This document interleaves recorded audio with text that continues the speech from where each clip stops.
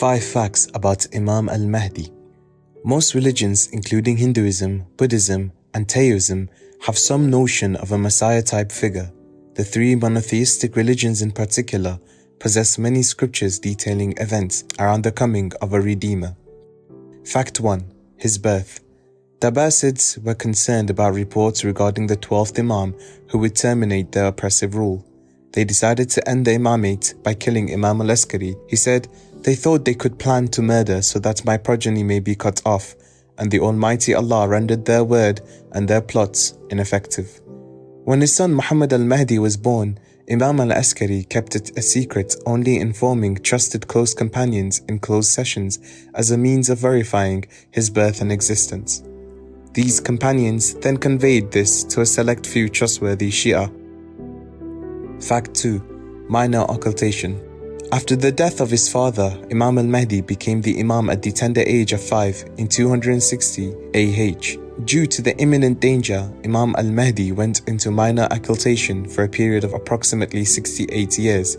During this period, he would be in contact with his followers through 4 intermediary representatives: Uthman ibn Sa'id, Muhammad ibn Osman, Al-Hussein ibn Ruh, and Ali ibn Muhammad, who following his death in 329 AH, the major occultation began. The believers would contact their Imam and their concerns and give their khums to his deputies. Any correspondence from the Imam to his devotees would be delivered by these emissaries, containing his sealed signature. As described by the Prophet, during occultation, people would benefit from the Imam as they benefit from the sun when it is covered by the clouds. Fact number 3. Major occultation. The major occultation in the year 329 AH meant that he had to be concealed from his enemies as well as devotees, and will continue until Allah gives him permission to be amongst his followers. His occultation was not due to him fearing for his life, but was necessary to safeguard the true teachings of Islam, similar to how the Prophet migrated to Medina due to his fear for Islam, not his life. In addition, the major occultation is a means of testing Shias and Muslims in order to ascertain their level of faith. Fact 4. His reappearance. When Imam Mahdi returns, he'll appear middle-aged, majestic, pious, faithful, and shine like a star. Some narrations suggest he will be wearing the Prophet's clothes and will resemble him. His fight will be against all forms of prejudice, such as racial, religious, and economic. Narrations state that there will be a number of signs that will occur heralding the arrival of the Mahdi. Universal signs will consist of the prevalence of evil worldwide, many dying due to the pandemics and wars, the superiority of ignorance over knowledge, and degradation of religion.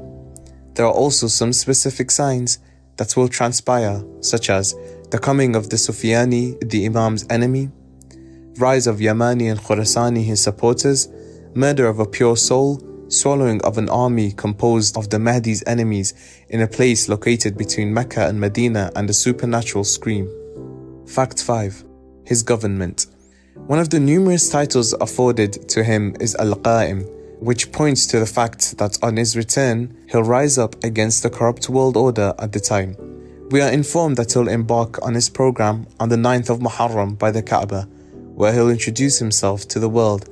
His closest followers will be 313, then another 10,000 will join him. He'll invite all to his divine cause, and he will visit Karbala and will pledge to avenge Imam Hussein's death. He'll establish his headquarters in Kufa, where he'll defeat the 2 armies of Sufyani. While Islam will prevail, he will not force people to convert.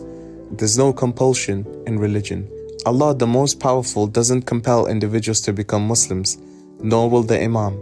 He will simply reflect the truth, many will follow. He'll deal with those who'll choose not to convert to Islam according to their religion.